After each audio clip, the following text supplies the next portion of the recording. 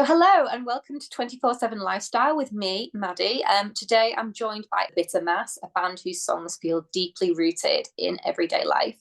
Their latest single, Anywhere Girl, truly captures that tension between ambition and belonging, love and loss, and it's been described as a rare working class voice in modern indie music. So how are you, Dom? Are you okay today? Yeah, I'm not bad. It's Friday, isn't it? So Friday, you know. yeah, indeed. Fantastic. Well, we'll get going with the questions. Yeah. So the Spotify bio is pretty vivid. It says you guys write like men putting coats on halfway out the door. It's firmly rooted in the local. So let's start at the beginning. How did growing up in Leeds shape your voice as songwriters? Well, so we've all known each other years. Me and Martin have known each other since we were teenagers. And I got to know Andy when we were sort of very early 20s because I used to work with his brother. And all three of us were always like sort of fairly obsessed with music and as most young people are, but I think it was our thing, that we put aside all else to follow music, as it were. Um, Martin and Andy are both very, very skilled musicians. I'm not particularly. I'm not bad at writing words, so between us, we managed to come up with some pretty good songs, I think. Well, yeah, it seems like your different skills sort of balance out and work quite well together. Yeah, I hope so. So you've been quite clear that you're not interested in caricatures or like dumbed down versions of working class life. When you were growing up, what music or artists made you feel like the everyday world that you knew could belong in a song? Like you heard that music and that really sort of resonated with you, with what you were seeing. Yeah, I think for all of us it'll be different, really. We all have different tastes. I know on a personal level, when I was sort of a teenager, I was listening to a lot of what you'd probably class as punk and new wave. And then when I got to about 19, I discovered Funkadelic and Parliament, which is like completely different, and Yeah. Sly Stone and all that stuff. And I got really into all that when I was about 19. The other guys, like Andy's always been very interested in like sort of brilliant songwriters, people who are probably more musical than anything else. And I mean, Martin's he will listen to anything that's got quality musicianship on it, really. Oh, okay. So for you in particular, those early influences, do you remember the first sort of song or album, maybe your funkadelic phase, that really made you sort of start writing your own songs and getting into that world?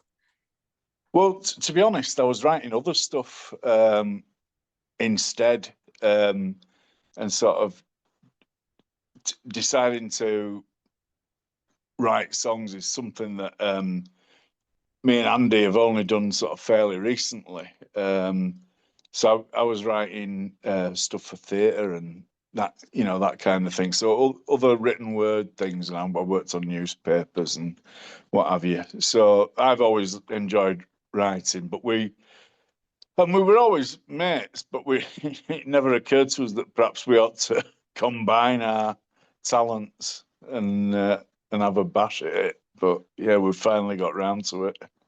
We were just like, yeah, let's join forces and just create an amazing band, just Yeah, casual. I think, I think it had always been something where we'd said, "Oh yeah, we'll have to do that," but then didn't. Yeah, Um, but then when we did, I said to Andy, "I'd really like to get Martin involved because he's so good." Um, so I pestered Martin for ages until he gave in, oh, I'm glad. basically. Brilliant.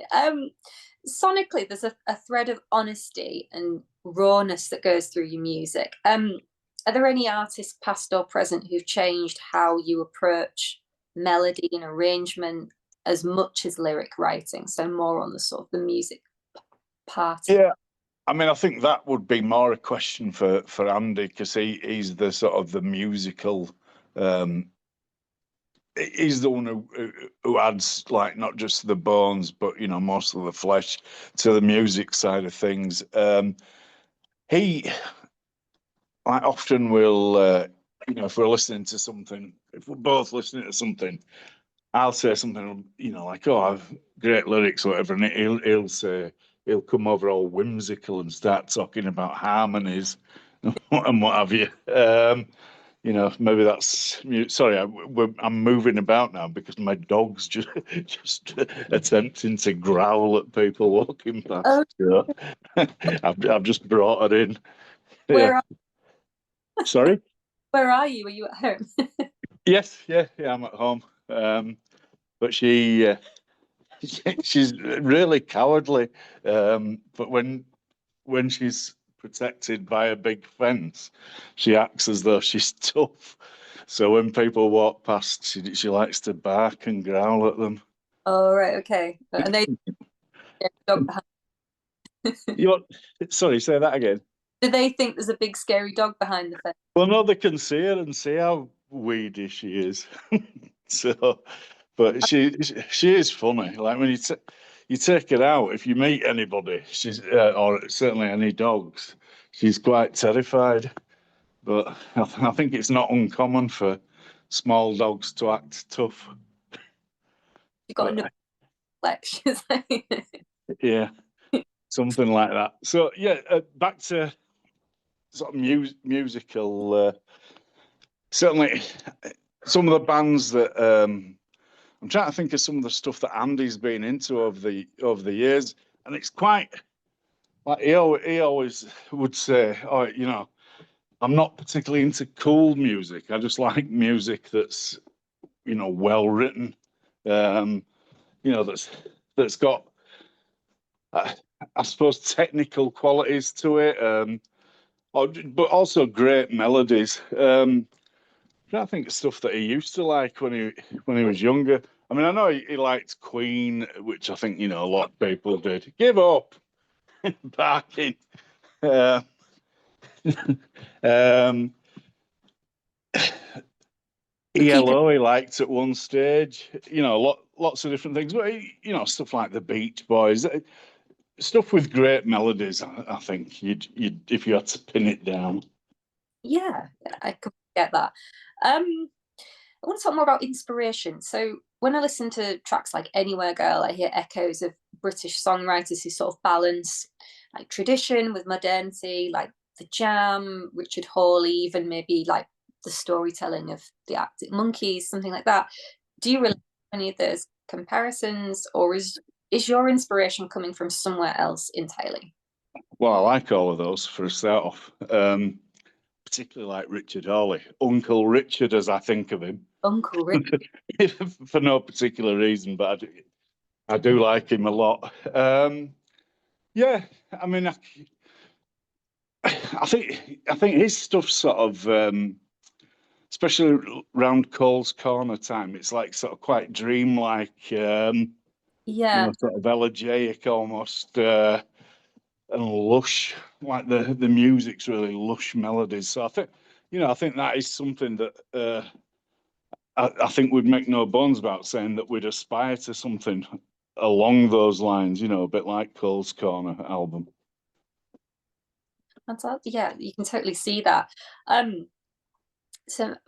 So back onto the sort of music side, your music is quite piano driven, but with a sort of Yeah. feel.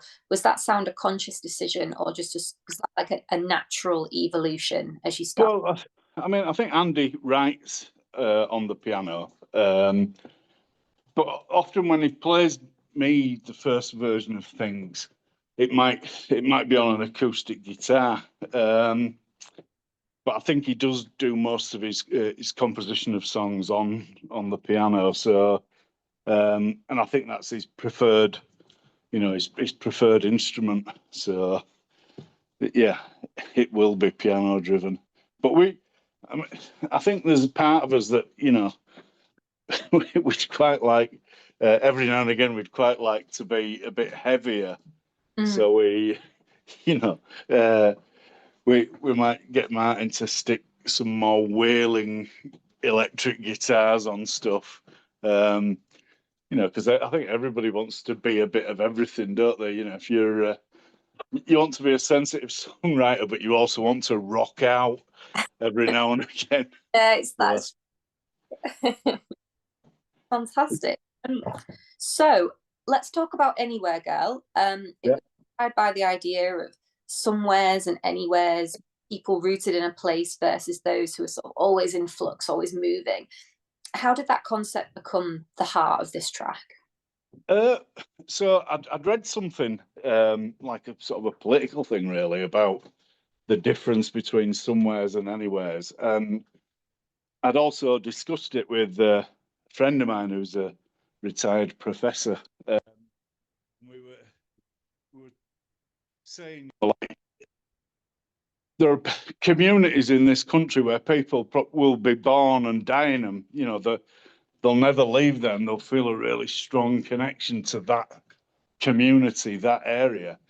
Where there are other people who are a lot more sort of mobile, not just in physical terms, but they're not tied down. They'll different.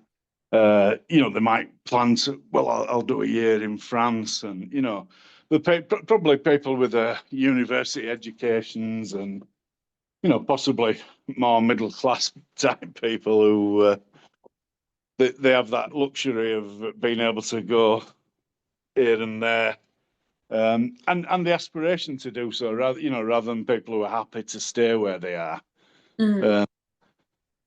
So, and I've mixed in both those kind of circles, and and I know people from both of those viewpoints, and they're both equally valid. There's nothing wrong with either.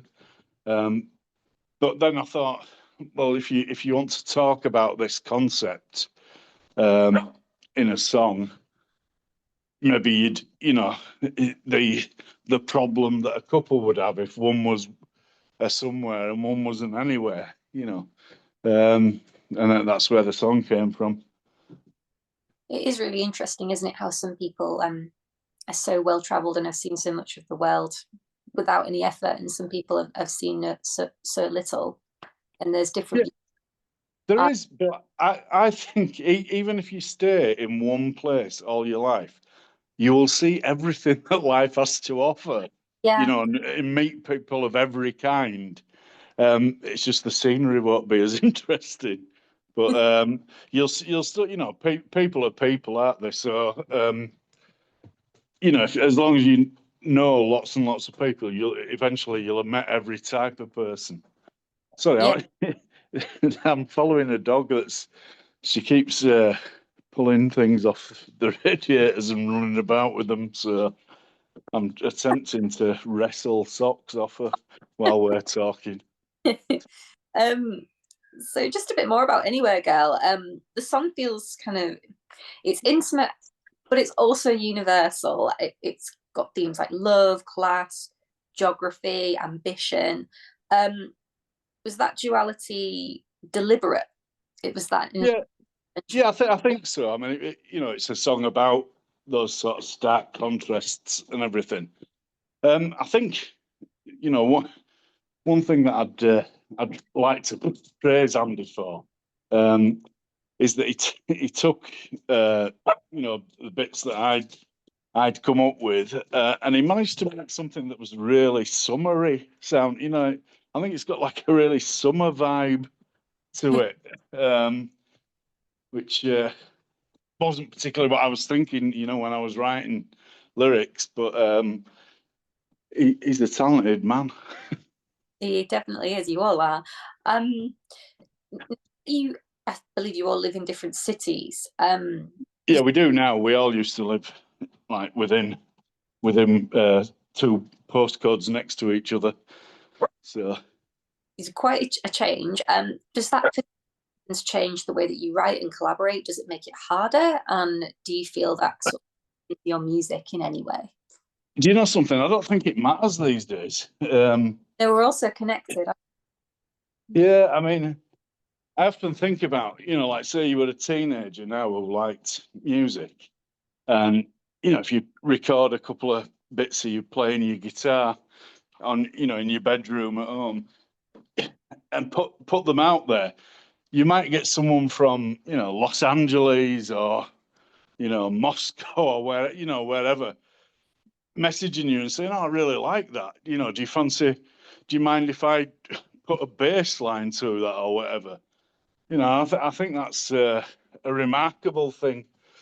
Although, although you do miss out on, so like certainly me and Martin spend a lot of time getting drunk in bedrooms listening to music. So you miss out on that social side of things, I suppose. But yeah, but no, I do think now it's really easy to record with anyone, and easy to find like-minded people, to sort of find your tribe, as Yeah, it were. yeah. Well, really good. So it doesn't make it harder at all, really. In fact, it kind of makes it easier having all this ability to connect. Yeah, and also like I think these days, like the sort of you don't all have to be in the same room at the same time. Um, so we send each other things that that then we work on when we have a chance, and send them back. Sorry about this dog. She's a It's all right. lunatic. That just wandered across the cameras.